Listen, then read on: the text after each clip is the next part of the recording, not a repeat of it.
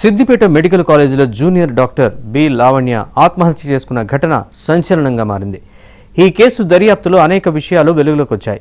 ప్రేమ వ్యవహారమే లావణ్య మృతికి కారణమని పోలీసులు గుర్తించారు. లావణ్యతో పాటు అదే హాస్పిటల్లో senior resident doctor Pranay Teja, లావణ్యకు మధ్య పరిచయం ఏర్పడింది. అది కాస్త ప్రేమగా మారింది. పెళ్లి చేసుకుంటానని నమ్మించి లావణ్యతో సన్నిహితంగా మెలిగిన ప్రణయ్ తేజ ఆ తర్వాత ఆమె కులాన్ని సాకుగా చూపించి పెళ్లికి నిరాకరించాడు. దీంతో తీవ్ర మనస్తాపానికి గురైన లావణ్య జనవరి 3న మెడికల్ కాలేజ్ హాస్టల్ రూమ్లో ఆత్మహత్యాయత్నానికి పాల్పడింది.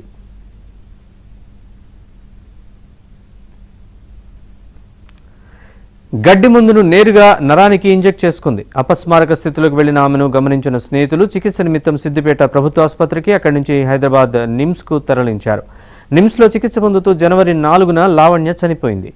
లావణ్య మృతితో ఆమె సోదరి శిరీష 3 టౌన్ పోలీస్ స్టేషన్లో ఫిర్యాదు చేసింది.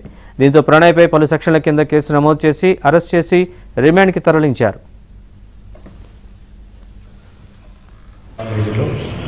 ఈ నెల 3వ తారీఖు శనివారం ఉదయం సుమారు 8 గంటల ప్రాంతంలో లావణ్య అనే ఒక మెడిసిన్ విద్యార్థి, ఇంటర్న్షిప్ చేస్తున్నటువంటి విద్యార్థి తన యొక్క హాస్టల్ రూమ్లో పారాక్వాట్ అనే ఒక గడ్డి మందును ఇంజెక్షన్ ద్వారా శరీరంలోకి ఎక్కించుకొని సూసైడ్ అటెంప్ట్ చేసి, మాకు విచారణలో తెలిసింది ఏంటంటే వారిద్దరూ గత 5-6 నెలల నుండి ఫ్రెండ్షిప్ ఉంది, మరియు ఫిజికల్ రిలేషన్ కూడా ఉంది.